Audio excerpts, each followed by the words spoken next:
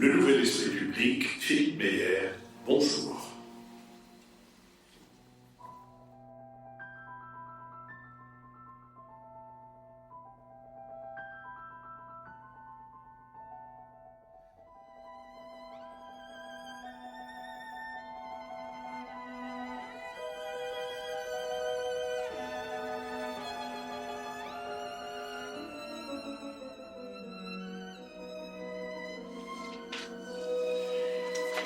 Bonjour et merci de nous avoir rejoints pour cette émission en public à l'École alsacienne, au Théâtre Pierre Lamy, l'École alsacienne que je remercie de son hospitalité et le public que je remercie d'avoir renoncé aux joies de la course à pied pour venir nous écouter, même pour remplir ce grand théâtre.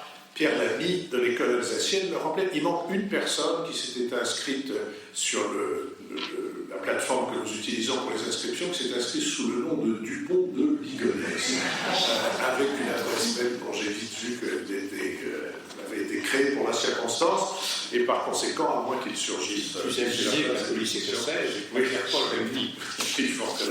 il faut dire que, d'abord, nous avons assisté en très peu d'heures au passage de la glorification du journalisme d'investigation, la glorification du journalisme de supposition, qui d'ailleurs, comme on peut l'entendre ce matin sur toutes les chaînes d'information en continu, a trouvé son bouc émissaire, ou plus précisément son scapegoat, puisqu'il s'avère depuis ce matin que tout ça, c'est la faute de la police écossaise et que tout le reste du monde est absolument innocent. Nous allons tenter modestement de nous en tenir à un journalisme de compréhension. Nous allons nous efforcer d'éclairer certains éléments de l'actualité de la semaine écoulée.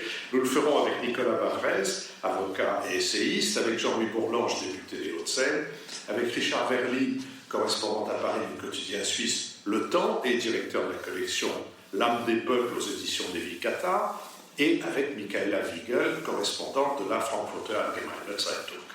Notre prochaine édition en public, il faut penser à l'avenir, à l'École alsacienne, aura lieu le dimanche 17 novembre et vous pouvez d'ores et déjà vous inscrire sur notre site. Nous sommes partenaires de l'hebdomadaire Le 1, consacré cette semaine à ce que les sciences savent de nos amours. Si 3 molécules communes aux deux sexes émergent particulièrement des recherches en neurosciences sur l'amour et le désir, c'est-à-dire l'ocytocine, la vasopressine et la dopamine, Aurore Mallet-Carras souligne des différences incontournables entre les façons d'aimer des deux sexes. La sociologue Marie Bergström observe que l'on n'a jamais autant attendu du couple et que le célibat est devenu un mode de vie suspect. La philosophe Nathalie Sartoulaju relève que l'illusion amoureuse est de croire que l'autre possède ce qui me manque, que je possède ce dont il manque, et que nous allons nous combler en nous complétant. Comme deux moitiés s'assemblent à la perfection, ça m'a rappelé cette phrase de Jacques Lacan, l'amour, c'est d'offrir à quelqu'un qui n'en veut pas quelque chose que l'on n'a pas. Nous vivons de vos contributions qui peuvent désormais être défiscalisées à hauteur de 66%, et j'en vois dans la salle qui n'ont pas encore profité de cet avantage, mais qui vont se précipiter en sortant sur notre site et cliquer sur l'onglet « Soutenez-nous » et nous allons remercier celles et ceux qui, eux, ont déjà pensé à le faire et qui contribuent à la poursuite de notre activité. Et pour ma part, je remercie François Dauvin, Françoise Refamer, Alain Bénichou et Didier Vincent. Richard Verly. Eh bien, au nom de l'Esprit public, nous remercions Dominique Wittberg, David Villemain, Noël et Éric Faubry et Théo Barbe. Jean-Louis Bourlange. Oui, bien nous remercions Alexandre Pariente, je ne sais pas comment ça s'écrit, Cécile Guise, Paul Blickers et Fabrice Vincent. Michaela Wiegel. Ma gratitude au nom du Nouvel Esprit Public à Claude Riolon, Martine Lenoble, Annie Rigaille et à Thomas Secrétin. Nicolas Bavrez. Au nom de toute l'équipe du Nouvel Esprit Public, je remercie Hélène Stachowski, Michel Poté, Jean-Claude Violet et Jean-François. Merci beaucoup. Nous allons passer au premier de nos sujets qui concerne l'humiliation du président Macron à Strasbourg. Le 28 août dernier, le président de la République proposait Sylvie Goulard au poste de commissaire européen. Ursula von der Leyen, qui doit devenir présidente de la Commission européenne en novembre, lui attribue le portefeuille du marché unique, dont l'objet est de faire fonctionner le marché intérieur et de développer une politique industrielle. Cette candidature s'est trouvée fragilisée par une enquête du parquet de Paris et du Parlement européen visant le modèle dont Sylvie Goulard était membre pour de potentiels emplois fictifs de collaborateurs au Parlement.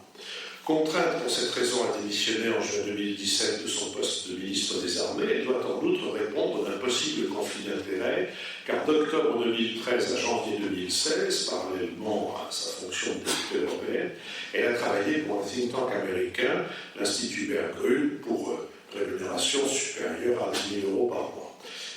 Soumise à l'accord du Parlement européen, la candidate française a fait face au scepticisme de nombre de députés quant à son éthique et elle a peiné à expliquer son versement de 45 000 € visant à mettre un terme au contentieux avec le Parlement dans l'affaire des emplois présumés fictifs.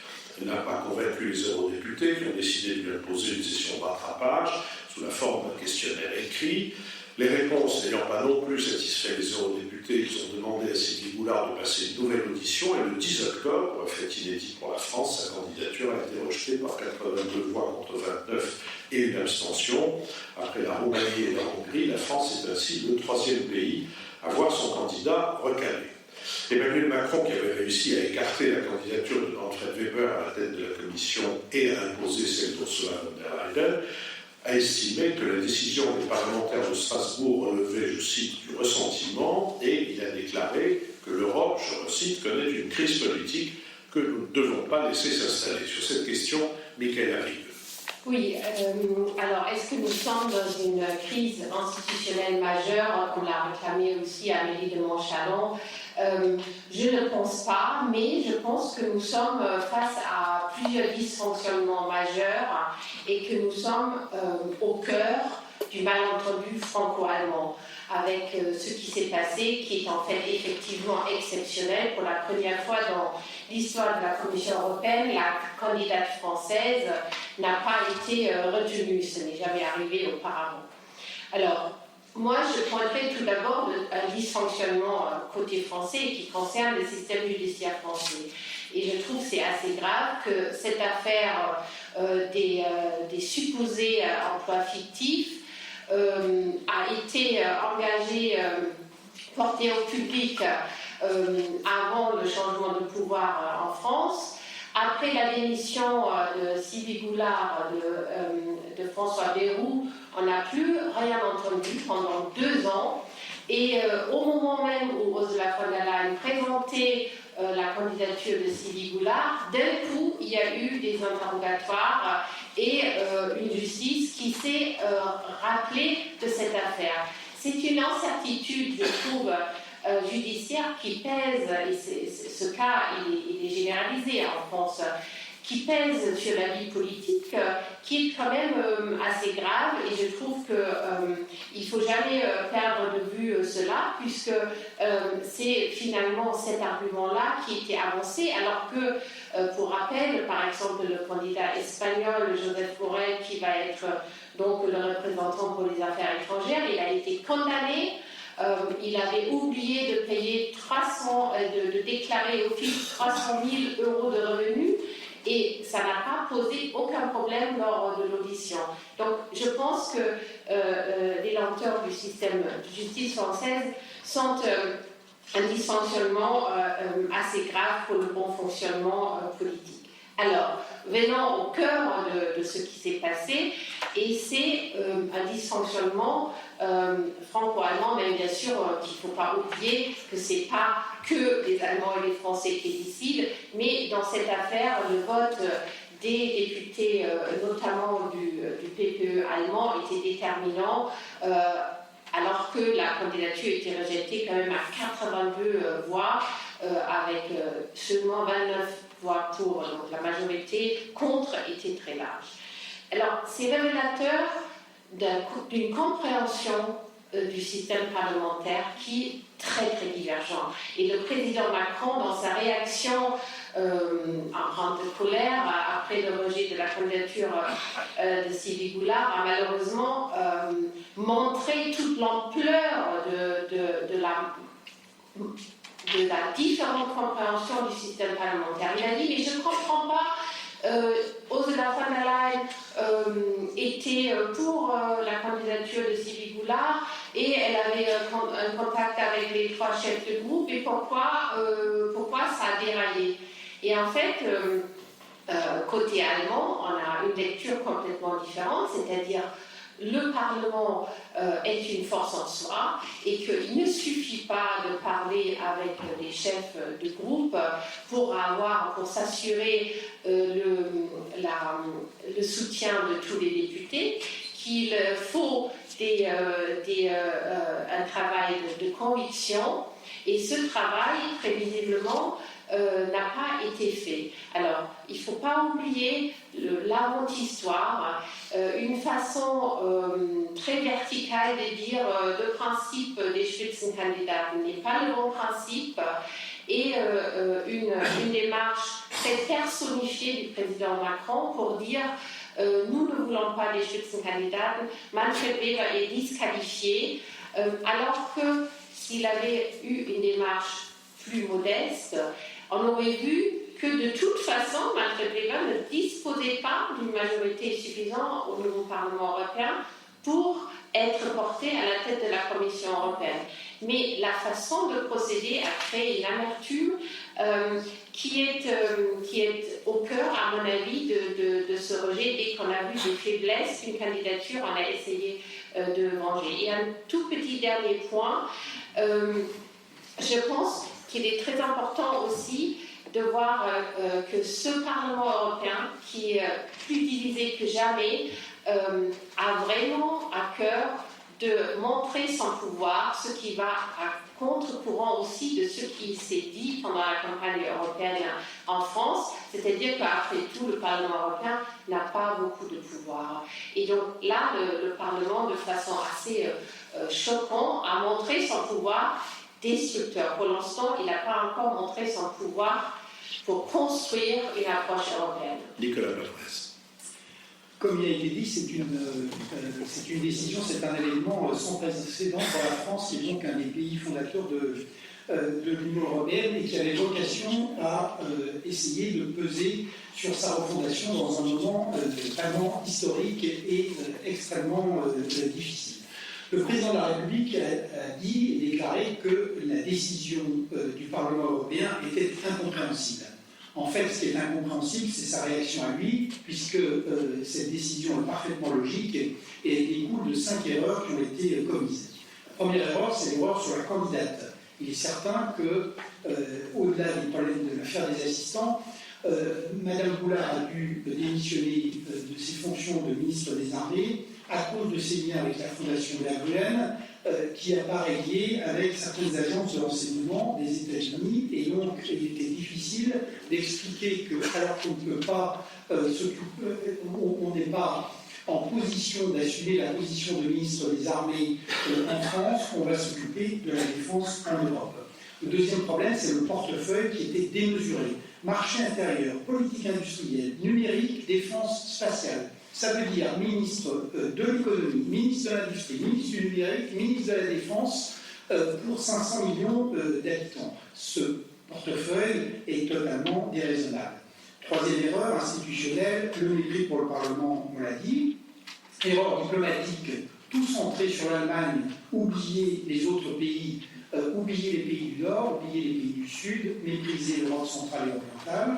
Et enfin, le problème politique, c'est-à-dire le conflit ouvert avec le PPE, qui a été pris comme cible depuis les élections européennes par Emmanuel Macron, et ce qui a été redoublé par le comportement des députés du groupe Renew au Parlement. Donc ça, c'est pas un règlement de compte, ce qui est arrivé, c'est simplement le fonctionnement normal d'une assemblée devant quelqu'un qui, effectivement, l'a attaqué directement et politiquement. Alors les conséquences sont très graves, puisque, comme je l'ai rappelé, l'Europe est quand même à un moment vraiment clé. Il y a le Brexit, il y a la stagnation économique, et puis les monstres sont de nouveau de la partie. Les monstres, ce sont Donald Trump, M. Xi Jinping, M. Poutine et M. Erdogan, dont on va parler un peu plus tard. Et face à cette situation critique, avec un vrai risque de désintégration de l'Europe, le leadership d'Emmanuel Macron est maintenant totalement décrédibilisé. Il a les gilets jaunes en France et il a les gilets bleus à Bruxelles. la commission qu'il avait inspirée est très affaiblie. Il a lui-même déstabilisé Mme von der Leyen, qu'il a contribué à faire désigner. Et enfin, on s'aperçoit que la stratégie de refondation de l'Union est complètement à l'arrêt. Le budget de la zone euro est juste un masque, il n'y a rien derrière. Et tous les grands domaines, la relance économique et budgétaire, c'est à l'arrêt, la sécurité, c'est à l'arrêt, la souveraineté commerciale, numérique, etc. Tout ça est figé. Alors, qu'est-ce qu'on peut faire ? Premièrement, il faut trouver maintenant un bon candidat, et un candidat qui soit acceptable par deux grands partis qui existent, quoi qu'on en dise, qui s'appellent le PPE et les socialistes en Europe. Et ces deux forces comptent, et il faut essayer de trouver des gens qui soient acceptables pour ces deux forces. La deuxième chose, c'est qu'il faut un portefeuille raisonnable. Il faut casser absolument ce qui a été envisagé. Il faut avoir une stratégie européenne qui ne passe plus seulement par l'Allemagne, qui va rester paralysée, parce que Mme Merkel est dans une situation crépusculaire, que la coalition ne marche plus et qu'il n'y aura aucune décision en Allemagne tant que cette situation durera. Il faut se souvenir qu'il y a l'Italie, qu'il y a les pays du Nord. Je vous rappelle ce que disait Paul-Henri Spaak, il avait une jolie formule. Il n'y a dans l'Union et en Europe que des petits pays, mais ensuite il y en a deux catégories. Il y a ceux qui sont intelligents et ont compris, et il y a les autres. Et la dernière chose, c'est la stratégie. C'est la chose la plus importante. Je crois que la stratégie d'Emmanuel Macron est complètement contradictoire. Pourquoi ? Parce qu'il explique qu'il veut lutter contre le populisme, mais en Europe, il a pris comme tête de dur toutes les forces de gouvernement, et notamment les forces de la droite modérée. Or, il faut être clair, on ne peut lutter contre le populisme en Europe qu'en confortant les forces de gouvernement. Et dans les forces de gouvernement, les plus efficaces pour lutter contre l'extrême droite, il se trouve que ce sont les forces de droite. Donc, conclusion, le nouveau monde a encore beaucoup à apprendre de l'ancien. Richard Vernet. Pardon, Richard Vernet, j'ai plus de voix. Alors, je me trouve dans une situation compliquée parce que c'est une affaire, et je vais commencer par un mea culpa sur laquelle je me suis trompé. Pour les quelques auditeurs qui parfois peut-être lisent le journal dans lequel j'écris, Le Temps, vous aurez peut-être vu que j'avais fait, après la première audition de Mme Goulard, un papier plutôt optimiste sur sa capacité à obtenir finalement l'aval de l'Europarlement. Donc je crois que c'est important de rappeler ce qu'on a écrit soi-même. Je me suis trompé là-dessus, je m'étais trompé d'analyse parce que je pensais que les députés européens, in fine, se rangeraient, je dirais, à ce qui me semblait être quand même une attitude raisonnable, à savoir investir une commissaire dont les compétences ne sont pas en question, dont la capacité, certes le portefeuille, comme vient de le dire Nicolas, était peut-être irréaliste, mais elle avait tout de même, je pense, la capacité à gérer ce portefeuille, ou en tout cas à instiller les bonnes décisions et les bonnes directions dans les différents domaines qui lui étaient confiés. Une fois cela dit, cette affaire me laisse quand même un goût très amer. Parce que moi j'attends toujours, et j'ai été pendant quelques années correspondant à Bruxelles, que le Parlement européen nous fasse la démonstration qu'il est capable d'autre chose que de sanctionner. Et qu'il est capable d'autre chose que de systématiquement, au fond, s'opposer au gouvernement lorsque ses intérêts politiques à court terme sont contredits ou menacés. Or là, je pose une question, est-ce que Mme Goulard aurait également été retoquée s'il n'y avait pas eu ce contentieux entre Emmanuel Macron et un acteur particulier qui est le Parti populaire européen, donc le grand parti conservateur qui a le plus grand nombre de sièges au Parlement? Et deuxième question, et le mot a été prononcé, est-ce que Mme Goulard aurait été retoquée si nous n'étions pas en Allemagne dans une situation politique assez crépusculaire où l'on voit que Mme Merkel finalement n'a plus la capacité de levier que sans doute Emmanuel Macron attendait d'elle. Donc moi j'aimerais la réponse à ces deux questions, parce que si la réponse à ces deux questions est non, à savoir qu'elle n'aurait pas été retoquée Sylvie Goulard, si par exemple Mme Merkel avait pu faire vraiment pression, c'est un problème. Donc ne l'oublions pas quand même, ne mettons pas tout sur le compte du souci de transparence, d'éthique et de moralisation de la vie publique. Derrière tout cela, il y a beaucoup de petites politiques et ce n'est pas une bonne nouvelle, à mon avis, pour l'Union européenne dans la situation où elle se trouve. Maintenant, mon problème s'ajoute à une autre difficulté qu'avant de venir dans cette émission, Nicolas a très bien résumé d'une boutade, c'est-à-dire la pire chose qui puisse arriver à une candidate commissaire européenne, c'est d'être défendue par la Suisse. Et je crois qu'il avait raison. Donc je pense que le fait qu'un pays non membre de l'Union européenne puisse s'inquiéter de la non-validation d'une commissaire désignée, ça peut apparaître comme un problème. Mais je voudrais juste vous dire que ça ne l'est pas tant que ça.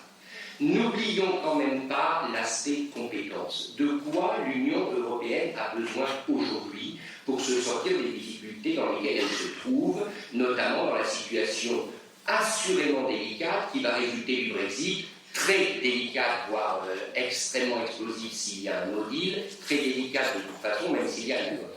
Il y aura impérativement besoin de gens qui connaissent la machine au sein de la Commission européenne, de gens qui savent comment naviguer dans ces différentes institutions, de gens qui connaissent aussi les États-Unis, parce que, bien évidemment, j'entends que les sommes reçues par Mme Goulard poser un problème. N'oublions quand même pas qu'elle les a déclarées, donc elle a été de ce point de vue-là transparente, et n'oublions quand même pas qu'on a besoin de gens qui connaissent les États-Unis, qui aient des réseaux aux États-Unis, parce que ce qui se passe, c'est une confrontation entre l'Europe et les États-Unis. Alors moi, je veux bien que tout le monde se réjouisse de l'éviction de Mme Goulard et du coup d'arrêt porté à la suprématie macronienne, mais je pose juste une question. Qu'est-ce qui va se passer après? Et je ne suis pas sûr que le résultat soit à la hauteur de nos félicitations actuelles. Jean-Louis Bourlange. Non, moi je crois que personne, en ce cas pas moi, se réjouit, et je crois que Nicolas non plus, je suis à peu près d'accord avec l'analyse de Nicolas, l'agressivité, la fermeté du ton en moins, je crois qu'il a raison, mais personne ne se réjouit de ce qui s'est passé, qui est évidemment quelque chose de catastrophique, de très mauvais pour Goulard d'abord, très mauvais pour Macron et très mauvais pour l'Union européenne. Donc je crois que les actes, donc la question n'est pas là. En revanche, je ne vais pas reprendre l'analyse de Nicolas, je crois globalement vraiment articulé convenablement, il dit à peu près tout. Simplement, je crois, alors, la question de la compétence, c'est pas du tout le problème de la Commission. Le problème de la perméabilité de la Commission aux intérêts américains et de sa compétence technique, ça, on peut tout reprocher à la Commission, sauf sur ces deux points. On a toujours eu des gens qui sont compétents. Le problème qui était posé, c'était un problème de pilotage politique d'un très grand dossier. Et là, moi, j'ai toujours trouvé que Mme Goulard était très compétente techniquement, extrêmement avertie linguistiquement, mais qu'elle n'avait pas, dans les différentes missions qui lui ont été confiées, toujours le liant, la capacité politique qui est nécessaire. Donc je ne pense pas du tout qu'on soit en face d'un déficit de compétences au plan du Parlement européen. Moi, prenons les deux choses, Goulard puis Macron. Goulard, qu'est-ce qui a été dominant? D'abord, pour l'affaire du Modem, je crois que ce qui est, et Nicolas l'a dit, il fallait ça suggérer de façon très juste, ce qui est très agaçant, c'est que ce n'est pas du tout à cause des assistants du Modem qu'elle a quitté son poste au ministère de la Défense. Elle a prétexté cette affaire-là, provoquant d'ailleurs la démission de Bayrou et de Marielle de Sarnez, mais en réalité, chacun sait qu'elle avait établi, et c'est ça le problème, de très mauvaises relations avec l'établissement militaire, que le général de Villiers, d'ailleurs, l'avait fait remarquer à Macron. Je pense que Macron en avait marre après que Villiers vienne lui dire toutes les 10 minutes que ça n'allait pas, c'est pour ça qu'il a fini par le vider, et que notamment, elle avait des relations détestables avec l'armement, parce que l'armement se méfie en France et des Américains et des Allemands, peut-être un peu paranoïaque à l'armement en France, les industries d'armement, mais ils se méfiaient. Or, Berggruen, la fondation Berggruen, c'était directement un truc germano-américain. Donc, simplement, c'était très mauvais de quitter le gouvernement sur une affaire pareille. C'était beaucoup plus noble de partir sur l'affaire du Modem. Ce qui a frappé, ça a été fondamental au Parlement européen, je connais bien le Parlement européen qui souffre toujours d'un déficit de considération, c'est l'idée qu'on puisse considérer que quelqu'un n'était pas digne d'être ministre en France et était digne d'être commissaire, et quel commissaire, dans l'Union européenne. Ça, c'est quelque chose qui ne pouvait pas passer dans le milieu parlementaire européen, qui est un milieu à fleur de peau. Deuxièmement, sur le fond, moi, je suis désolé, j'ai été depuis le début, je ne comprends rien à la façon dont on sous-estime le problème de la rémunération. On est dans un pays où on a un brave garçon qui sert à ses invités du homard plutôt que du rôti de bœuf, je signale que le filet de bœuf est plus cher que le homard et qu'il est obligé de quitter son poste au gouvernement. Et on a quelqu'un qui a touché 330 000 euros, c'est quand même une grosse somme, 330 000 euros sur 2 ans et demi, 13 000 euros par mois, l'indemnité parlementaire était de 8 500 euros, elle est plus abondante que l'indemnité nationale, et c'est très bien, parce que moi je suis pour que les parlementaires soient bien payés, mais justement ça justifie qu'ils ne cherchent pas ailleurs des sommes. Alors elle était payée cela. Moi quand j'étais convaincu, je l'avais dit à Bayrou d'ailleurs, il me dit, il y a cette histoire, je dis, écoute, la presse se trompe, c'est pas possible, elle a dû mettre sur le registre qu'elle avait touché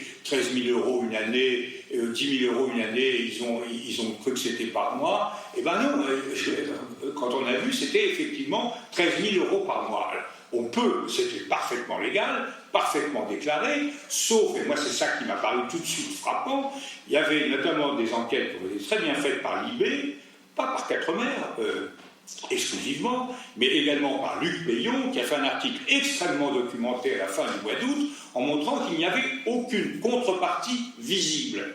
C'est quand même, je sais pas, mais c'est quand même un vrai problème. Ce qu'on lui demandait depuis le début, c'est de dire ce qu'elle avait fait en échange. Quand vous touchez 13 000 euros par mois d'un magnat de la finance internationale, que vous vous occupez de la régulation bancaire au Parlement européen, ça pose quand même un problème déontologique massif. Je ne dis pas du tout qu'elle est mal faite, je ne porte aucune accusation, mais elle devait évidemment s'expliquer si elle voulait convaincre, c'est tout. Bon, alors, ensuite, le portefeuille, c'est évident, ça, Nicolas a dit, c'était tout à fait démesuré. Et ce qui s'est... Alors, maintenant, le problème d'Emmanuel Macron. Moi, c'est peut-être plus grave. Le retocage de Boulard, c'est important pour Boulard, point final. La crise de nerfs de Macron, c'est quand même quelque chose qui était vraiment étrange. Moi qui m'a profondément, c'est évident que la réaction normale aurait été de dire, je prends acte, nous avons présenté une candidate qui était parfaite, mais le Parlement, il y a une procédure au Parlement, nous allons présenter quelqu'un d'autre, fermer le banc. Il fallait évidemment réduire ça au minimum. Or, il a insisté, il a fait trois choses extraordinaires. Il a diabolisé le Parlement, et ça c'est quelque chose sur lequel j'insiste. Moi je suis l'inventeur, pour ça que je défends cette procédure, je suis l'inventeur de la procédure qui a pulvérisé Mme Boulard. Je l'ai inventée empiriquement en 2004, en dehors de tout cadre réglementaire. On avait inventé, après la mise en œuvre du traité de Maastricht, on a institué des auditions. Mais ces auditions se terminaient par une lettre du président de la commission compétente au président du Parlement, en disant on a entendu monsieur ou madame Attel, bien sous tout rapport, mais quand même on était un peu déçus sur telle réponse, etc. Quand on m'a mis en face de moi, quand j'étais président de la commission des libertés, le commissaire désigné par M. Berlusconi, qui était un type très bien d'ailleurs sur le plan personnel, mais qui présentait des tas de dysfonctions par rapport à ça. Il défendait les droits fondamentaux, il était hostile au droit à l'orientation sexuelle. C'était embêtant puisque ça figurait dans la Charte des droits fondamentaux. Il était représentant de Berlusconi et en plus on lui confiait la justice. C'est intelligent. Et troisièmement, sur l'immigration, il était représentant de Berlusconi qui défendait les camps en Libye. Donc ça ne collait pas. Et j'ai introduit le fait que la commission vote.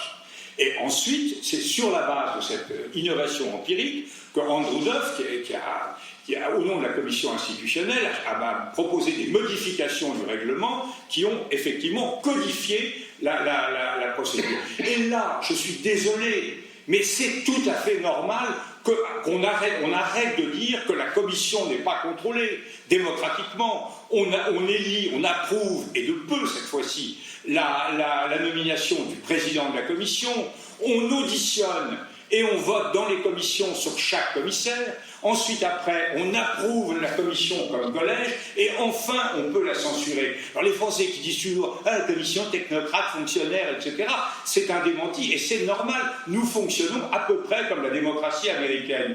Et je vous renvoie d'ailleurs, si vous voulez vous documenter sur l'affaire Boulard, voyez le vieux film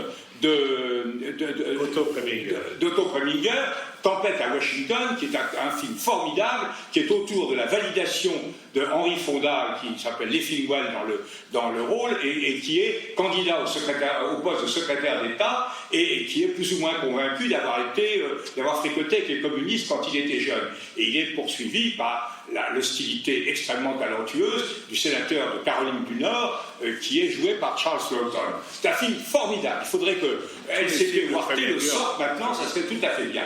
Donc on est dans ça. Et alors là, les Français montrent, et je termine là-dessus, parce qu'il y a beaucoup d'autres choses à dire, bien sûr, mais ça, je devrais y insister.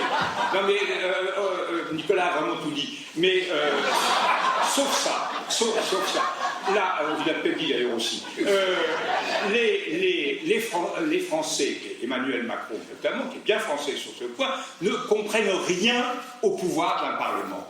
Cher ami, le Parlement n'est pas fait pour prendre des initiatives. Les initiatives, ça, tous les juristes le monde, ça vient du gouvernement. En revanche, il exerce un pouvoir de contrôle extrêmement précis, et c'est un contrôle parfaitement légitime. Et là, il y a... alors, dans le cadre d'Emmanuel Macron, ça fait très longtemps que je pense ça. Ça fait très longtemps que je pense que le défaut du discours de la Sorbonne, c'est qu'il ne comporte pas un modèle institutionnel. Or, si on veut avancer en Europe, ça ne peut se faire qu'avec l'appui du Parlement européen, qui est la force qui veut aller de l'avant. Et donc, il fallait un discours, pas forcément le Spitzenkandidat, Macron avait raison sur ce plan, mais un discours qui soit compréhensible par le Parlement européen. Et là, non seulement il n'y a pas eu ce discours, mais le président dit vraiment comment des parlementaires qui ont voté à bulletin secret n'ont pas été aux ordres des chefs des partis nationaux. C'est vraiment une incompréhension profonde de ce que peut être un modèle démocratique européen. Et je crois que là, il y a vraiment quelque chose à revoir dans la tête des présidents de la République française, parce que Macron, je viens de vous le dire, n'est pas le seul à avoir ce logiciel anti-parlementaire. Je vois bien que le sujet passionne notre panel, mais je trouve que ce serait dommage de ne pas parler de la situation des Kurdes, et je rappelle qu'après cet enregistrement, avec les interventions du public, nous avons encore une demi-heure dont, si le public est aussi passionné par l'affaire Boulard que le sont ceux qui sont devant ces micros, je pense que nous aurons l'occasion d'approfondir les tenants et les aboutissants de cette situation. Juste un mot, parce que je l'ai promis à lui. Il ne faut pas nous reprocher de nous intéresser au sujet que vous mettez sur la table. Non, mais je me reporte aussi sur... Alors, tout le monde se reporte, et par conséquent, je vous propose que nous revenions sur la situation, sur l'abandon dont les Kurdes, l'abandon et les trahisons dont les Kurdes sont les victimes. Le 6 octobre, au soir, un communiqué de la Maison-Blanche informait du retrait des troupes américaines stationnées en Syrie aux abords de la frontière turque. 3 jours plus tard, la Turquie lançait une opération militaire destinée à chasser des secteurs frontaliers la milice kurde syrienne des unités de protection du peuple, qu'elle qualifie de terroristes. Ankara déclarait vouloir instaurer une zone de sécurité de 32 km de profondeur en territoire syrien pour séparer sa frontière des zones contrôlées par les unités de protection du peuple kurde. Plusieurs villes ont été bombardées, entraînant la mort de dizaines, sans doute de centaines maintenant de civils et d'importants déplacements de population, et provoquant de nombreuses condamnations de la communauté internationale. Le désengagement américain a été vivement critiqué outre-Atlantique, et notamment par des membres influents du Parti républicain et par d'anciens militaires qui ont été en poste dans cette zone. La milice kurde visée par l'offensive turque est au premier rang de la lutte contre l'État islamique en Syrie.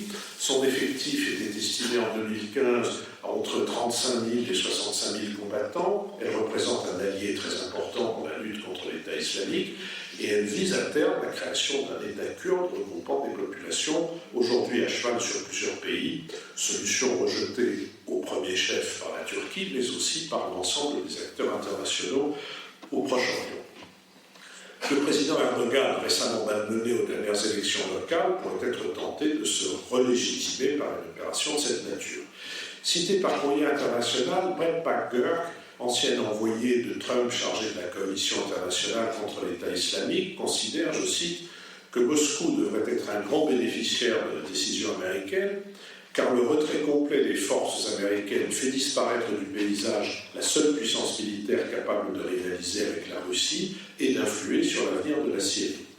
Ruslan Mamedov, spécialiste russe du Moyen-Orient cité par Bloomberg, estime, je cite, que l'offensive de la Turquie contre les Kurdes pourrait avoir un effet positif pour la Russie, car cela va obliger les Kurdes à se rendre compte qu'ils doivent conclure un accord avec Damas, ce qui correspond à l'objectif principal de Poutine, un règlement politique qui place la Syrie tout entière sous le contrôle du président Bachar el-Assad. Sur cette question, Nicolas Palabrès. L'histoire des peuples, c'est l'histoire de la trahison. Mais en fait, ça se finit généralement pas très bien pour ceux qui entrent dans le jeu de la trahison. On a souvent comparé la guerre de Syrie à la guerre d'Espagne. La guerre de Syrie, c'est un peu le laboratoire des guerres du XXIe siècle, des guerres sans fin. La guerre d'Espagne, ça a été le laboratoire de la Deuxième Guerre mondiale. Et je vous rappelle qu'en l'été 1936, les démocraties ont passé un pacte qui était un pacte de non-intervention, qui mettait sur le même plan la République espagnole et les franquistes. Elles ont respecté ce pacte. Évidemment, l'Union soviétique, et surtout l'Allemagne hitlérienne et l'Italie mussolinienne, ne l'ont pas respecté. Donc, de fait, la République espagnole a du sort que vous connaissez, mais ça ne s'est pas très bien terminé en 1940 pour ceux qui étaient entrés dans ce jeu. Donc, qu'est-ce qui se passe aujourd'hui en Syrie? C'est un nouvel épisode de la guerre sans fin, donc avec l'intervention turque qui était programmée depuis longtemps. Ce qui est spectaculaire, c'est l'enchaînement. Le 6 octobre, blanc-seing de Donald Trump par Recep Erdogan. Le 9 octobre, offensive sur un front de 800 km sur 32 km de profondeur. Donc, c'est une intervention qui est extrêmement significative et qui va donc s'ajouter aux 500 000 morts et aux 12 millions de réfugiés que compte déjà ce pays. Alors, les motifs de Erdogan sont parfaitement connus. Premièrement, il veut une zone tampon. Deuxièmement, il veut exclure et détruire l'infrastructure militaire kurde.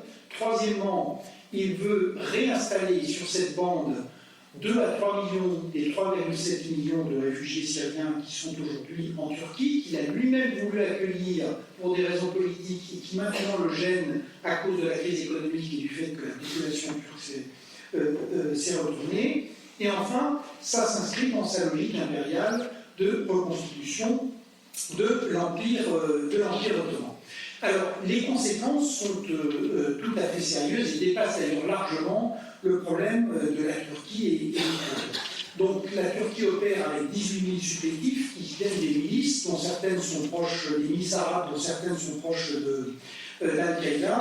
Et surtout, cette opération, donc aujourd'hui on a sur cette bande 90 000 prisonniers, djihadistes et familles. Là-dedans, il y a 10 000 combattants djihadistes, et sur ces 10 000, il y a 2 000 Européens et 4 à 500 Français. Donc ces gens-là vont être libérés. On sait que la Turquie avait considérablement facilité le passage des combattants étrangers pour rejoindre l'État islamique.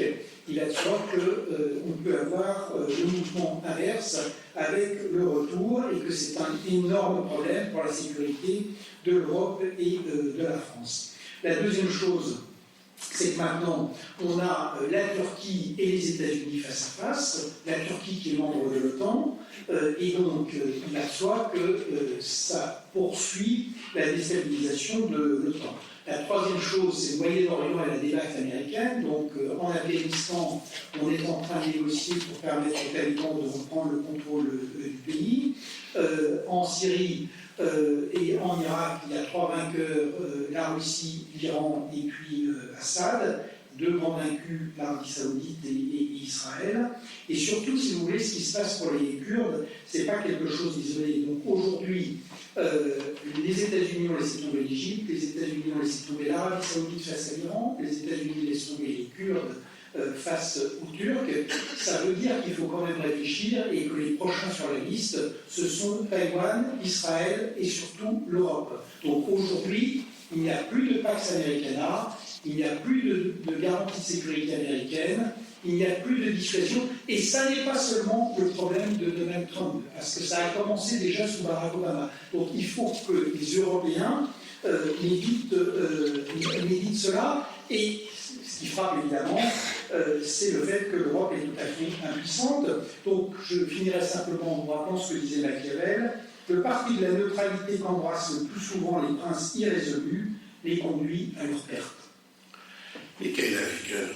Oui, nous avons déjà mentionné le crépuscule ou la fin de règne d'Angela Merkel en Allemagne. Un de ses plus grands héritages qui sont en jeu suite à ce comportement turc, c'est quand même le soi-disant deal qu'elle avait conclu avec Erdogan sur la question des réfugiés. En fait, c'est l'accord Union européenne avec la Turquie qui paraît de plus en plus décalé, puisque nous finançons, nous tous, finançons donc le fait que Erdogan s'occupe des réfugiés de la guerre de Syrie, et finalement, il a décidé d'un programme de repeuplement forcé en chassant donc les Kurdes de leur terre et en menant une politique de réarabisation, si on veut dire. Alors il faut quand même poser la question, est-ce que l'Union européenne veut continuer à faire partie de ce spectacle assez indigne? La seule réaction pour l'instant, c'était une réaction un peu de réflexe, aussi bien du côté allemand que du côté français, de dire on suspend nos exportations d'armement à la Turquie, mais à minima, c'est-à-dire que les nouveaux contrats, et je trouve que ça montre à quel point au moins le pouvoir à Berlin est tétanisé par ce qui se passe. Et au-delà de l'aspect sécuritaire que Nicolas a mentionné, c'est-à-dire la perspective de voir des djihadistes qui se sont échappés revenir en Europe, il y a quand même aussi l'aspect de mouvement d'immigration, parce que j'imagine que si ouverture de frontières il y a, s'il y a une volonté turque de punir en quelque sorte l'Europe, il ne s'agira pas seulement des djihadistes, mais on a l'impression, on est devant une perspective que ce qui s'était passé en 2015 puisse se répéter, c'est-à-dire justement des vagues massives des réfugiés arrivant en Union européenne. Et là, on a aussi pu constater qu'on n'a pas beaucoup avancé. On n'a toujours pas résolu la question comment faire pour garantir un accueil digne à ceux qui méritent vraiment l'asile politique et à contrario, comment protéger l'Europe à ce que les réfugiés soient utilisés comme arme politique. Richard Lalli. Je crois qu'il faut essayer de se poser maintenant la question de ce qui va se passer. Alors d'abord, un rappel, Trump est cohérent dans sa prise de position vis-à-vis de ce retrait américain, car il l'avait annoncé, il veut se désengager. Et ça prouve une chose à nouveau, c'est que les États-Unis ne sont pas un allié fiable lorsque les théâtres d'opérations sur lesquels ils sont engagés ne menacent pas directement leur sécurité. Et malheureusement, l'histoire l'a montré. On peut remonter à la guerre du Vietnam où ils ont abandonné leurs anciens alliés. On peut passer par la guerre en Irak. On peut continuer par la guerre en Afghanistan. Et maintenant, avec les Kurdes, c'est flagrant. Lorsque vous êtes éloigné territorialement des États-Unis et que les intérêts vitaux des États-Unis ne sont pas en jeu dans votre conflit, eh bien, vous avez plutôt intérêt à ne pas leur faire confiance parce qu'à un moment donné, ils vont tourner le dos. C'est exactement ce qui est en train de se passer. Ça a une leçon importante pour un pays comme la France qui prétend toujours avoir une puissance militaire et une capacité à l'exercer au-delà de ses frontières, c'est ne pas concevoir une opération où vous êtes le supplétif des Américains. Et quelques semaines après la disparition de Jacques Chirac, c'est une forme d'hommage à la décision qui avait été prise de ne pas s'engager dans le conflit en Irak.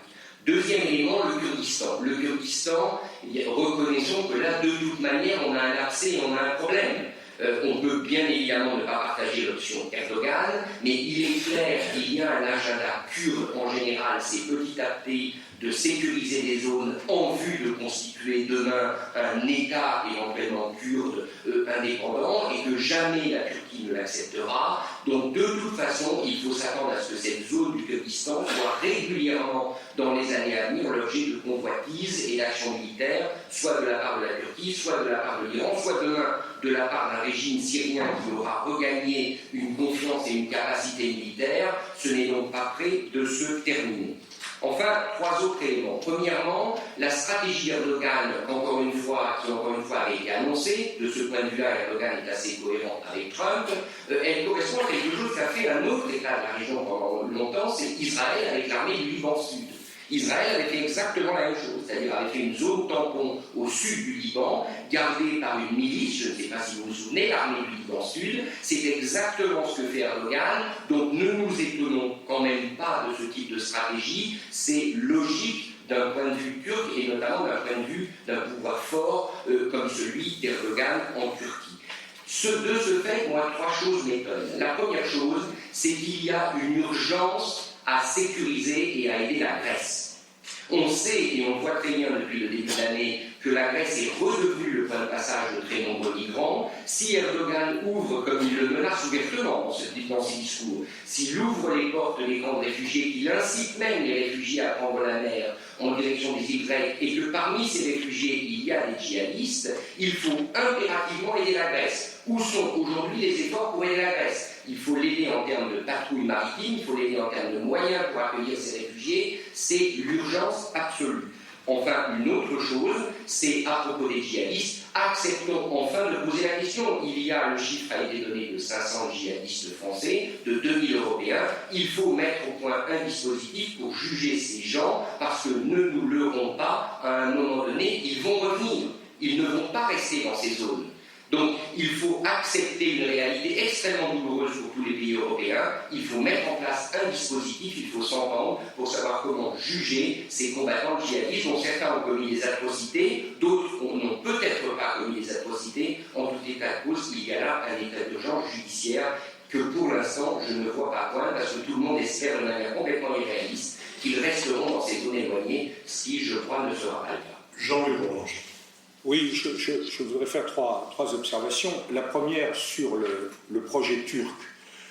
J'écoutais en venant Jean-François Colosimo, qui était interrogé sur Europe 1, et qui disait des choses qui me paraissaient extrêmement justes et qui sont la matière d'un document, d'un film qui va paraître sur Arte mardi et qui s'appelle La Turquie, nation impossible. Et je pense qu'il disait quelque chose de très juste, c'est-à-dire il soulignait la parenté fondamentale entre le projet politique d'Erdogan et celui d'Atatürk. Malgré l'obstacle de l'islamisme, en réalité, on voit bien que la nation turque, moi je suis un énorme admirateur de l'Empire ottoman, qui était justement une machine à accepter la diversité des peuples, fût-ce au prix d'une violence et d'un monolithisme d'État assez impitoyable. Mais la diversité des peuples était acceptée. Là, on voit bien que la Turquie est une nation qui ne peut pas supporter d'aucune façon la diversité. C'est pourquoi ils ne peuvent pas reconnaître le génocide arménien, parce que c'est un acte fondateur. L'élimination de la différence arménienne, ensuite les massacres de Smyrne contre les Grecs, ensuite et maintenant les affaires kurdes, c'est la même chose. Il y a une espèce d'unilatéralisme turc qui est extrêmement grave et qui pose des problèmes de droits fondamentaux qui nous concernent directement. C'est la première remarque. Je crois qu'il faut vraiment avoir présent à l'esprit que ceux qui voulaient, alors c'est pour ça que je ne fais pas un hommage aussi délibéré que vous à Chirac, ceux qui voulaient absolument, et en revanche un hommage à Sylvie Goulard, qui avait écrit de façon très claire que la Turquie ne devait pas entrer dans un livre préfacé par Valentin. Moi j'ai trouvé la même chose, plus modestement, dans des articles de revue, mais Chirac, lui, trouvait formidable de faire entrer Jean Giscard dans la communauté européenne. Bon. Mais là, je crois qu'on a un vrai problème qui est posé. Deuxième remarque, la remarque sur Trump.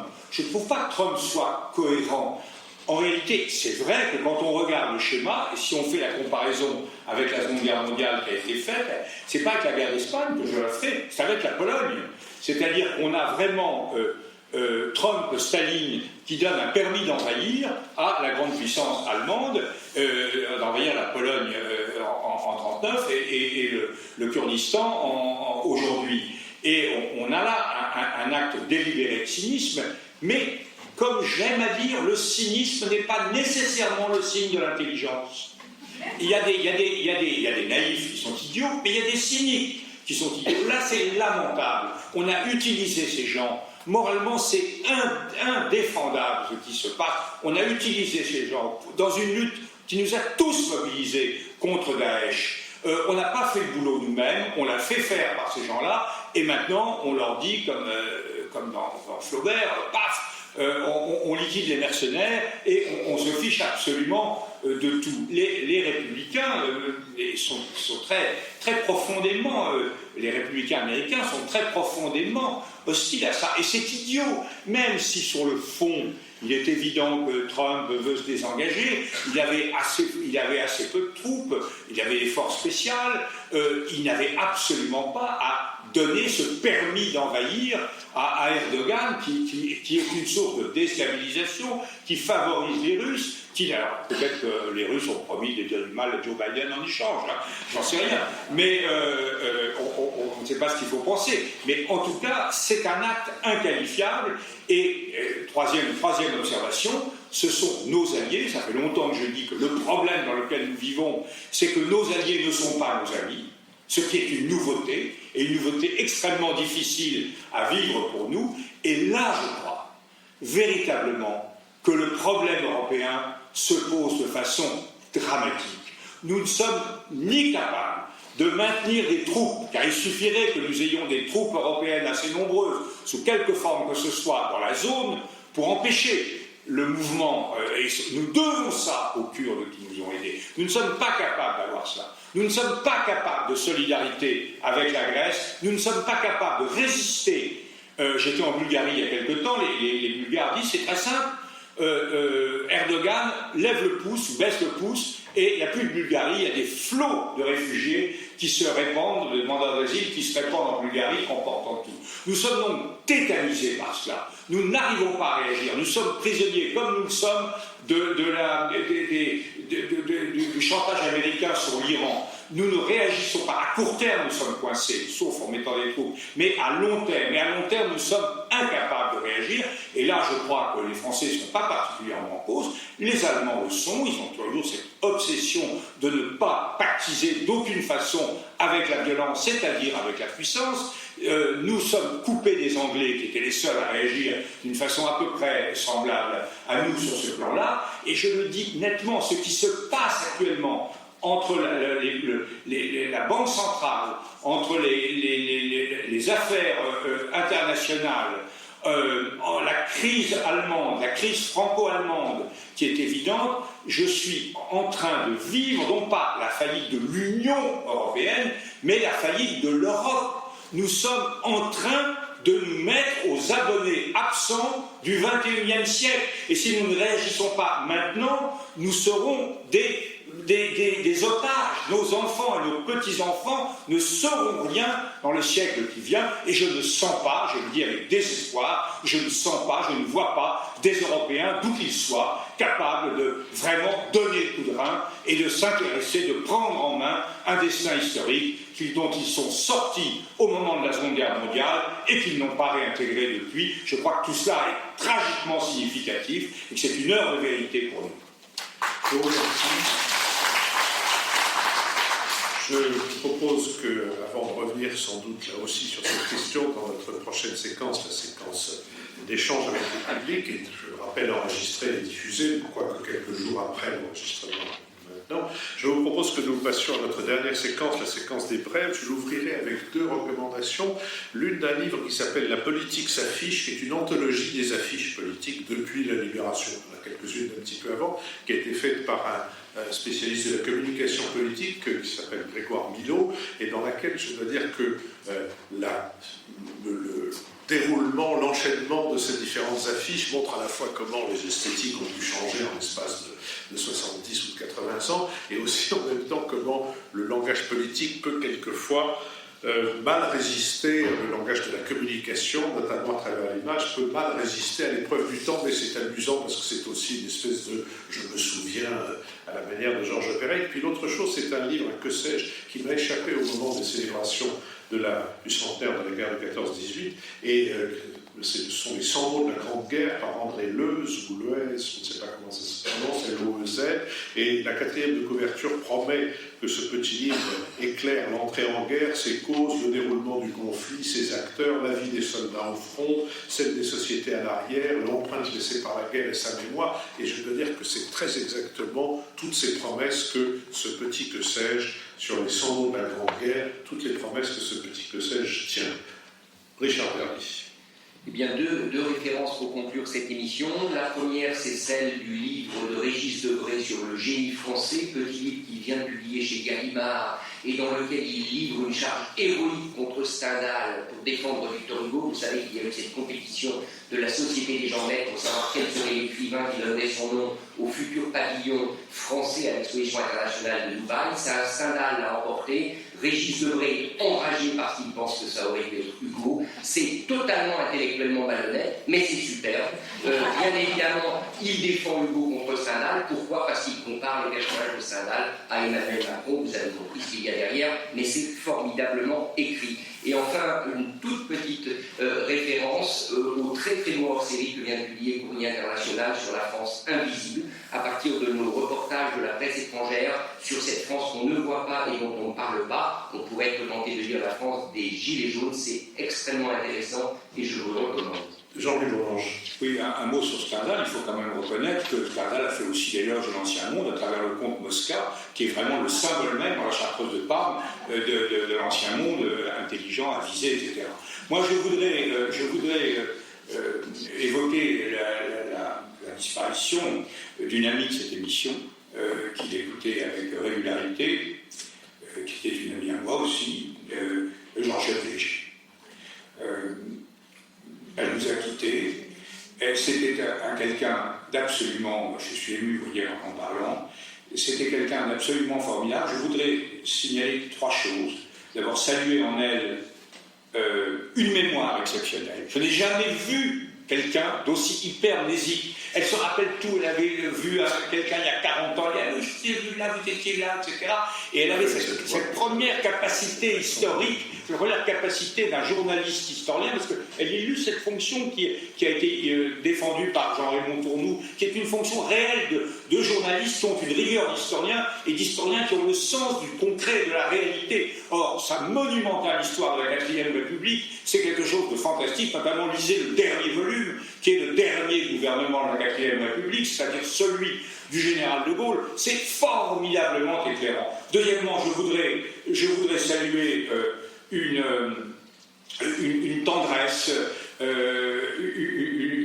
une tendresse fondamentale de cette femme, qui était une femme extrêmement gentille, extrêmement un peu vacharde de temps en temps, mais extrêmement bienveillante, attentive, ouverte, qui a été profondément gaulliste, mais qui a été recrutée par Mitterrand pour s'occuper des archives de l'Élysée, simplement parce qu'elle avait mis en doute la culpabilité de Mitterrand dans l'affaire de l'Observatoire. Et enfin, je voudrais signaler un exploit absolument extraordinaire, qui est décrit dans ses mémoires, La Fenêtre ouverte, quand elle a été menacée avec toute sa famille de ne pas pouvoir franchir la ligne de démarcation à Orthez, dans une histoire que je ne peux pas raconter ici, ce serait trop long, mais elle a réussi, sa mère, qui était une personnalité exceptionnelle, qui avait essayé d'imposer le fait qu'elle était vraiment Georgette, la fille de Lecourt-Gaillet, qui lui a été lamentable, historien, grand historien, catholique, hypocrite et cagot, qui n'a pas voulu reconnaître la fille qu'il avait faite, alors qu'elle avait 25 ans, la mère est lui 70, enfin quand même,